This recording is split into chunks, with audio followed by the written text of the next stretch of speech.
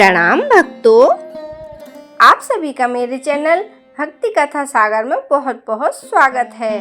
भक्तों, पुरुषोत्तम मास अपने आप में एक बहुत महत्वपूर्ण महीना है। 3 साल में एक बार आता है। इसी महीने में क्यों 33 का दान किया जाता है?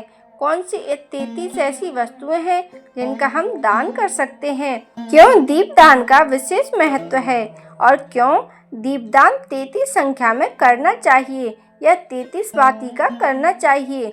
आज की वीडियो में समस्त जानकारी लेकर आए हैं आपके लिए और इसके बाद हम सुनेंगे पुरुषोत्तम मास महात्म्य का चौथा अध्याय।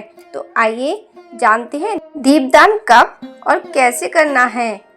भगवान श्री कृष्ण के प्रिय मास की मैं बात कर रही हूँ। जिस प्रकार कार्तिक का महीना महत्वपूर्ण है, उसी प्रकार पुरुषोत्तम मास महत्वपूर्ण है। इस माह में स्नान ब्रह्म मुहूर्त में उठकर करना चाहिए। तो पूरे वर्ष भर आपको ब्रह्म मुहूर्त में उठकर स्नान करने का फल प्राप्त होता है। इस महीने में आप जो भी दान करते हैं उसका 10 गुना फल प्राप्त होता है।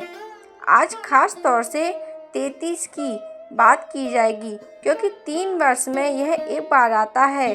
तो पूरे वर्ष भर में अगर हम वर्ष भर के दिनों को काउंट करेंगे तो 1095 दिन होते हैं।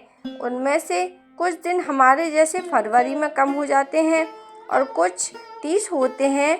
इन्हें सब मिलाकर अगर 33 वस्तुओं की संख्या में दान किया जाता है, पूरे वर्ष भर का दान का फल हमें प्राप्त होता है, वह भी 10 गुना बढ़कर। पूरे वर्ष भर का कोई भी व्यक्ति दान नहीं कर पाता है, हर एक कोई दान नहीं कर पाता है। उसके लिए यह पुरुषोत्तम मास बना दिया गया है कि इसमें आप जो चाहे अपनी श्रद्धा से, अपनी भक्ति के अनुसार, अपनी समझ के अनुसार दान पुण्य कर सकते हैं। उतना आप दान करेंगे उतना ही आपको 10 गुना फल प्राप्त होगा। पहले दीप दान की बात करते हैं। उसमें आपका कुछ लगना नहीं है। कहा जाता है कि 33 दीप प्रतिदिन अगर आप पुरुषोत्तम मास में जलाते हैं, तुलसी जी के सामने, बेल वृक्ष के सामने, आंवले के सामने या पीपल के सामने या वट वृक्ष के सामने या समी वृक्ष के सामने, कहीं भी 1-2 जगह आप अगर अपनी इच्छानुसार जलाते हैं तो पूरे वर्ष भर दीप जलाने का आपको पुण्य फल प्राप्त होता है। साथ ही साथ 33 कोटि देवी देवताओं को भी आपका आवाहन प्राप्त होता है। उनके निमित्त आपकी तरफ से दीपदान हो जाता है। यह दीपक आप तालाब में, कुएं के सामने, बावड़ी के सामने, किसी मंदिर के बाहर, घर के मुख्य द्वार के बाहर, किसी जल स्थान में आपको यह कार्य कर लेना चाहिए। अगर आप प्रतिदिन 33 दीपक नहीं जला सकते, कोई बात नहीं, आप 8 का दीपक बनाकर थोड़ा सा उसके अंदर लंबी बत्ती बनाएं। उसमें 33 बत्तियों को इकट्ठा करके एक बत्ती बना लें और उसके अंदर घी डालकर या तेल डालकर आप उसे जला दें। इस तरह से भी आप दीपदान कर सकती हैं। अगर आप 33 बाती का दीपक पूरे पुरुषोत्तम मास में जला लेते हैं तो आपको अनंत गुना फल प्राप्त होता है और इसकी पूजा का फल भी आपको प्राप्त होता है। सभी देवी देवताओं को यह दीपक समर्पित हो जाता है। सुख और समृद्धि यह दीपक लेकर आता है। तो यह तो बात हो गई दीपक की जो आपको प्रतिदिन जलाना है। इस तरह से आप पूरे महीने दीपदान कर सकते हैं। अब बात करते हैं 33 वस्तुओं के दान की। खासतौर से पुरुषोत्तम मास में मालपुए का दान बताया जाता है। कहते हैं देवी देवताओं को, भगवान को प्रसन्न करना बहुत आसान है, पितरों को प्रसन्न करना बहुत मुश्किल है। यह पुरुषोत्तम मास ऐसा है जिसमें आप जो भी दान करते हैं, अगर आप गंगा में स्नान करते हैं या दान करते हैं, उसका फल आपके पुत्रों को भी प्राप्त होता है। उन्हें नरक से मुक्ति मिलती है और आपका आने वाला समय मोक्ष की ओर आपको लेकर जाता है। नरक के भय से आपकी भी छुट्टी मिल जाती है, अर्थात आपको भी नरक के भय से मुक्ति मिल जाती है। अब 33 का दान कैसे करेंगे? 33 मालपुए बनाइए, उनको आप किसी थाली में रखिए, किसी बर्तन में रखकर हाथ में लेकर संकल्प कीजिए, आप यह संकल्प, अगर आपको 33 वस्तुएं दान करनी है तो उन्हें भी निकाल कर रखिए। आप जिस दिन दान करना चाहते हैं उसी दिन हाथ में गंगा जल लेकर उसमें थोड़े से चावल लेकर संकल्प करें, भगवान श्री नारायण को स्मरण करें और भगवान श्री हरि विष्णु का स्मरण करते हुए ओम नमो नारायण मंत्र का जाप करते हुए यह वस्तुएं जो निकाली हैं, हे ईश्वर इसे स्वीकार करें, यह निकाल रही हूँ, और उसके बाद वो पानी वहाँ छोड़ दें।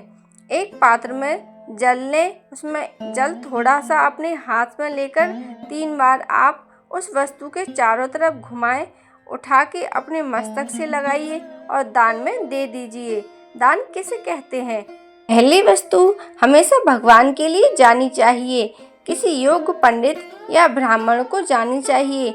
तो उसमें से आप अपने घर के मंदिर में जहाँ सही तौर से बने हों वहाँ उस चीज़ को रख दीजिएगा, भगवान जी के लिए रखकर उसके बाद आप किसी भी व्यक्ति को दे सकते हैं, सदाचारी व्यक्ति को दे सकते हैं, महिलाओं को, बच्चों को, किसी को भी आप उसको प्रसाद रूप में दे सकते हैं।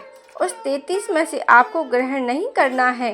33 मालपुए निकाल सकते हैं, 33 केले ले सकते हैं और कई प्रकार के जो फल हैं वो 33 की संख्या में आप बांट सकते हैं।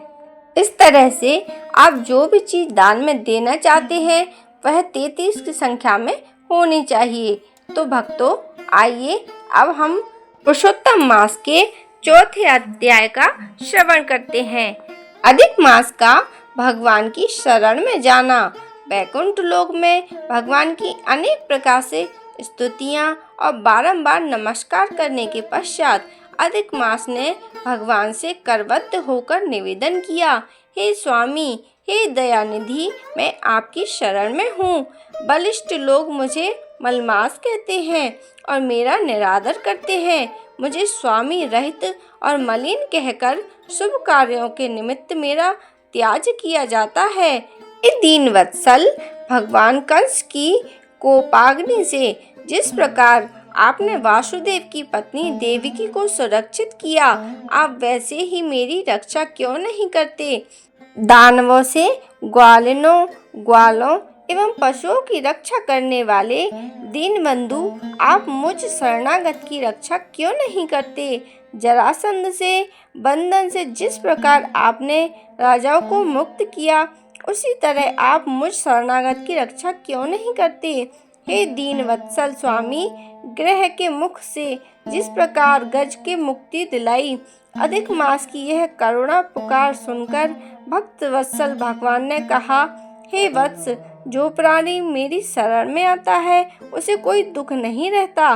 भगवान के ऐसे वचन सुनकर मलमास ने दीर्घ श्वास लेकर कहा, हे भगवान, आप आकाश की भांति संपूर्ण विश्व में व्याप्त हैं।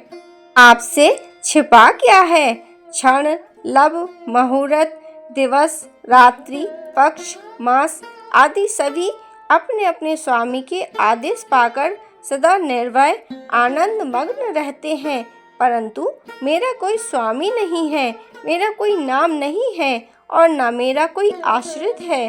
इसी से देवता मेरा निरादर करते हैं और मनुष्यों ने शुभ कार्यों से मुझे निषिद्ध कर रखा है।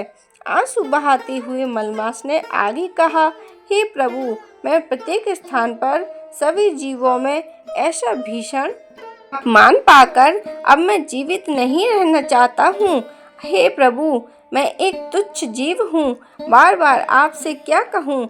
ऐसा बारंबार कहते हुए वह मलमास लक्ष्मीपति के समक्ष शांत होकर गिर पड़ा। नारायण कहने लगे, उस समय वह अधिक मास ज्यों ही गिरकर चुप हुआ। श्री कृष्ण भगवान दया से भर उठे और मधुर वचनों में उसे सांत्वना देने लगे। इसी के साथ पुरुषोत्तम मास महात्म्य का चौथा अध्याय समाप्त होता है। भक्तों, अगर आपको मेरी वीडियो अच्छी लगी हो तो मेरी वीडियो को लाइक, शेयर और मेरे चैनल को सब्सक्राइब जरूर से कर लें। वीडियो देखने के लिए आप सभी का धन्यवाद।